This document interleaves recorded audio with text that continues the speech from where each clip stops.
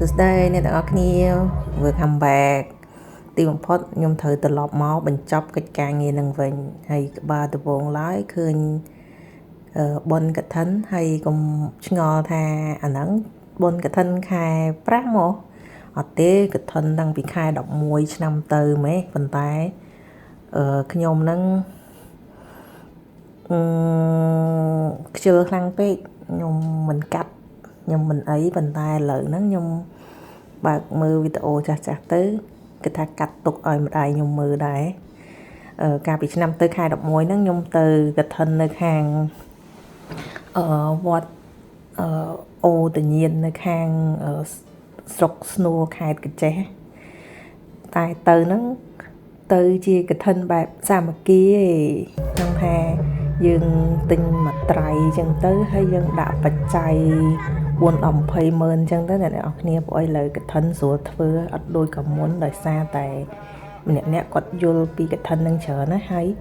គេចូលចិត្តធ្វើជាលក្ខណៈសាមគ្គីអញ្ចឹងខ្ញុំឧមាថាខ្ញុំមួយត្រៃអញ្ចឹងទៅមិត្តភក្តិខ្ញុំមួយត្រៃអញ្ចឹងទៅបច្ច័យ4-20 ម៉ឺនអីតាមសទ្ធាយើងណាយើងកុំបាច់គិតថាតិចឬក៏ច្រើនអីអញ្ចឹងណាធ្វើទៅឆ្លៀតធ្វើទៅមានអីធ្វើពីក្មេងអញ្ចឹងទៅវាក៏ល្អដែរព្រោះអីយើងក៏មិនដឹងថាយើងទៅថ្ងៃណាដែរអញ្ចឹងមុននឹងយើងទៅថ្ងៃណាហ្នឹងក៏បានធ្វើខ្លះដែរហើយដោយការឆ្នាំទៅហ្នឹងខ្ញុំទៅខាងហ្នឹងគឺខ្ញុំទៅមួយត្រៃហើយមិត្តភ័ក្តិខ្ញុំនៅខាងវៀតណាមគាត់ទៅមួយត្រៃដែរហើយមិត្តភ័ក្តិខ្ញុំដែល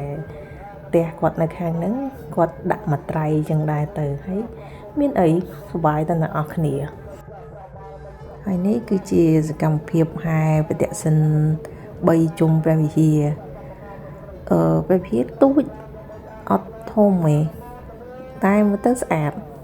អ្នកនរគ្នាហើយអ្នកស្រុកអ្នកភូមិមានអីគាត់ទៅសាក់ទៅស្រាំចូលរួមម្នាក់តិចដូចគាត់មានដើមផ្កាអីចេះមកនេះមកដើមម្នាក់អញ្ចឹងមកមានអីគាត់ធ្វើទៀននឹងបានណាអ្នកទាំងអស់គ្នាហើយបន្ទាប់ពីបដិសិនព្រះវិហារហើយបានវេអីហើយហ្នឹងបានទៅលើសាលាឆាន់ហ្នឹងដោយសារគេធ្វើហែមុនពេលលោកឆាន់អញ្ចឹងណាអ្នកទាំងអស់គ្នាពួកអីអាចនឹងទំនៀមទម្លាប់ខាងនឹងដែរអញ្ចឹងណាខ្ញុំក៏មិនដឹងដែរ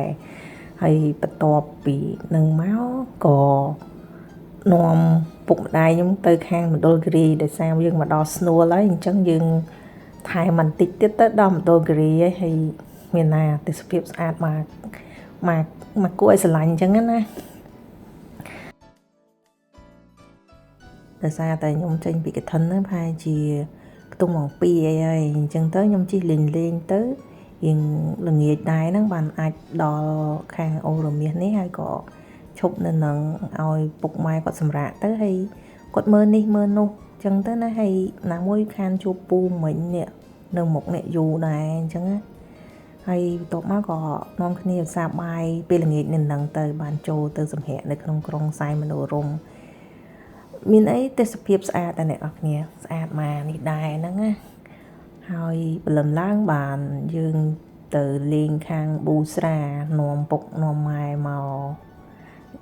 លេងខាងហ្នឹងហើយដៃខ្ញុំជាមួយមីងទៅជាពួកម៉ាក់ម្ដាយពួកម៉ាក់ខ្ញុំហ្នឹងគាត់ដាក់បាត់លោកសិនមានអីឆ្លៀតធ្វើអ្នកទាំងអស់គ្នាបុណ្យកើតឡើងគ្រប់ទិទីអីនេះពួកគាត់ទឹកដៃគ្នាទៅហើយគឺពុកម្ដាយខ្ញុំហើយនឹងប៉ាម៉ាក់របស់មិត្តភក្តិខ្ញុំហើយខ្លួនឯងតែងសម័យថាបើសិនជាចាស់ទៅអាចមានមិត្តភក្តិចឹងឲ្យដើរលេងតំណងណាគិតថាអាហ្នឹងមានសិតតែអ្នកដែលធ្វើបុណ្យរួមគ្នាល្អមកដែលអាចជួបមនុស្សល្អហើយអាចដឹកដៃគ្នាដើរលេងអញ្ចឹងណាហើយបើមើលទៅ